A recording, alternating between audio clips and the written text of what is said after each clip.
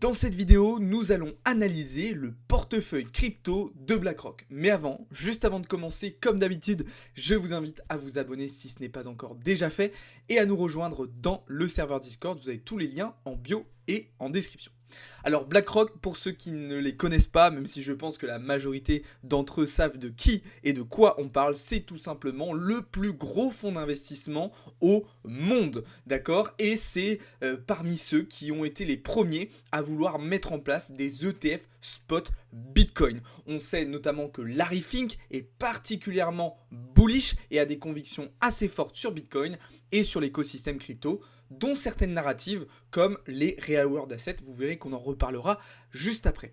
Le portefeuille qu'on va analyser aujourd'hui, c'est évidemment le portefeuille principal de BlackRock, d'accord? Ça y est, je vous le montre à l'écran. Bien évidemment, il se peut qu'il y ait d'autres portefeuilles qui appartiennent à BlackRock, mais qui n'ont pas été encore,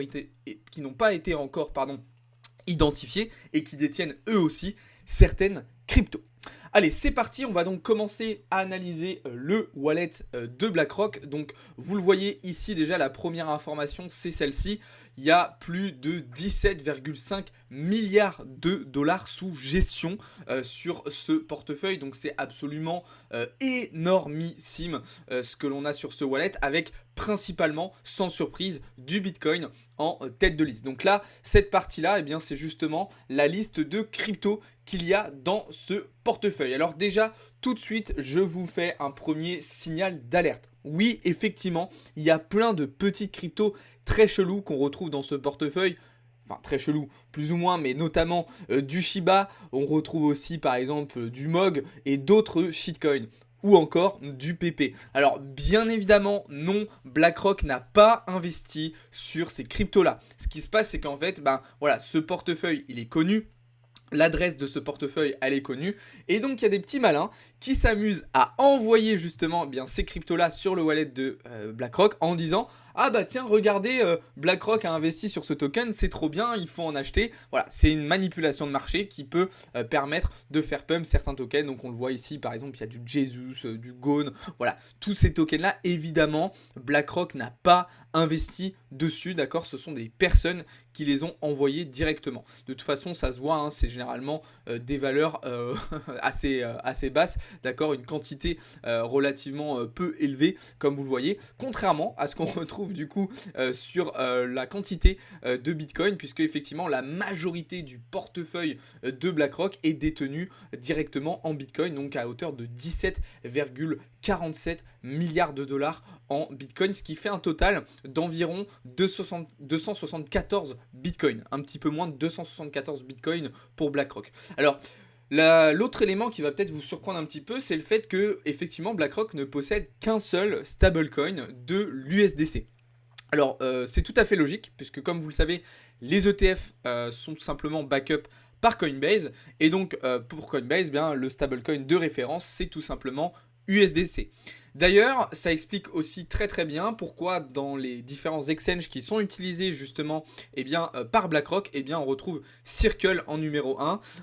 Pourquoi? Parce que je vous le rappelle que Circle, c'est tout simplement l'entreprise qui émet les USDT, donc c'est tout à fait logique, même si on retrouve quelques autres exchanges dans les withdraws qui ont été réalisés, ce qui est plutôt logique au vu de ce que je vous ai expliqué juste avant, mais on a quand même Circle en numéro 1, suivi donc de MXC, on a aussi Kraken, Binance et Coinbase, tout à fait logique. Donc voilà, Circle qui est en numéro 1, c'est normal au vu de l'USDC, qui est donc le stablecoin de référence de Coinbase. Alors la question qu'on va se poser maintenant, c'est est-ce que BlackRock gagne de l'argent? Est-ce qu'ils sont en positif ou pas? Eh bien la réponse, elle est évidemment oui. On le voit ici, depuis début 2024, on a vraiment des profits qui ne cessent d'augmenter pour BlackRock. C'est un petit peu logique vu que le cours de Bitcoin s'est plutôt bien valorisé justement depuis le mois de janvier.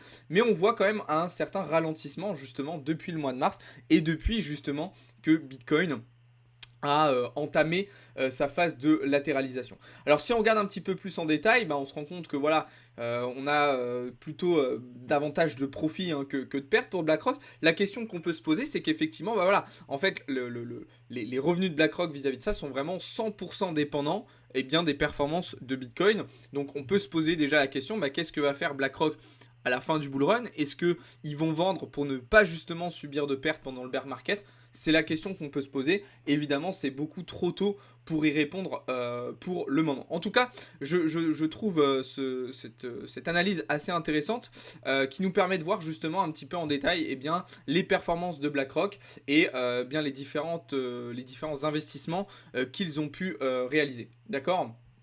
Mince, j'ai pas voulu faire ça. Voilà, on y est. Ok, donc je vous invite à me dire un petit peu ce que vous en pensez dans les commentaires. C'est un nouveau petit type de vidéo que j'ai voulu vous proposer aujourd'hui. Dites-moi si vous voulez qu'on fasse des analyses d'autres portefeuilles comme ça, de grosses institutions ou même de grosses whales qui sont pas forcément des entreprises ou des fonds d'investissement, mais qui détiennent aussi beaucoup de crypto. En gros, est-ce que vous voudriez qu'on fasse un petit peu du tracking de wallet whale pour identifier un petit peu les cryptos sur lesquels ils investissent? On va passer à la dernière partie de ce sujet-là. Je vous ai parlé dans l'introduction de la vidéo de la narrative Real World Asset.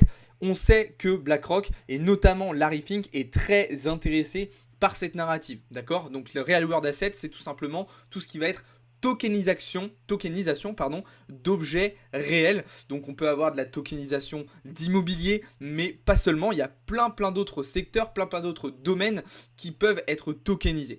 Et alors ce qui est intéressant, c'est qu'on voit que bien justement dans leur portefeuille, BlackRock détient du Rio. D'accord, donc le Realio Network, qui est un projet justement de Real World Asset, mais on sait que BlackRock aussi avait soutenu le projet Ondo. Pour autant, là, dans ce portefeuille principal, on ne retrouve pas du token Ondo. Alors, comme je vous ai expliqué, c'est tout à fait possible qu'il y ait d'autres portefeuilles qui détiennent justement des cryptos. Donc, peut-être que c'est sur un autre portefeuille. Peut-être aussi que BlackRock, pour le moment, ne détient pas d'Ondo. Ils en ont parlé. Effectivement, c'est un projet qu'ils soutiennent. Mais bon, ça se pourrait aussi qu'il n'en ait pas. Personnellement, ça me surprendrait. Je pense que c'est tout simplement dans un autre portefeuille. Pourquoi je vous dis ça ?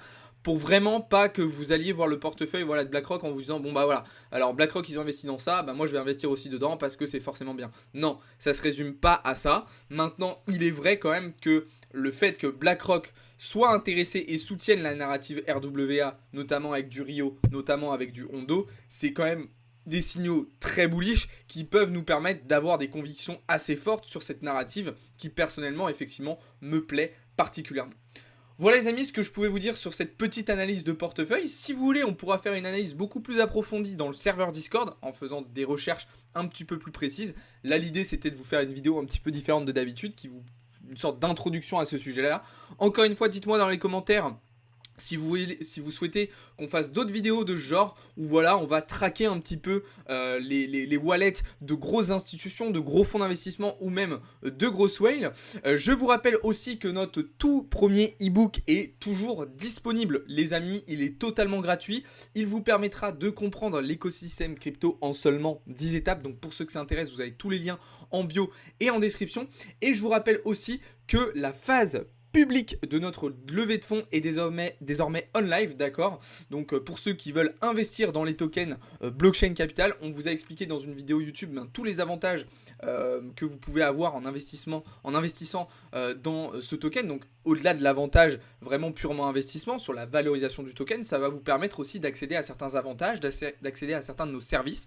Et on vous a expliqué aussi, bien évidemment, pourquoi nous on fait cette levée de fonds, quel est l'objectif de celle-ci, comment on va s'en servir, etc., etc. Donc vous pouvez retrouver toutes ces informations-là sur notre chaîne YouTube comme d'habitude, mais aussi dans notre serveur Discord, encore une fois, que je vous invite à rejoindre, qui est ouvert à tous, qui est totalement public. Donc n'hésitez pas, vous avez tous les liens dans la bio et dans la description. Je vous laisse lâcher un gros pouce bleu sur cette vidéo si elle vous a plu. Je vous souhaite à toutes et à tous une très bonne journée et je vous dis à très bientôt. Ciao tout le monde, c'était Alex pour Blockchain Capital.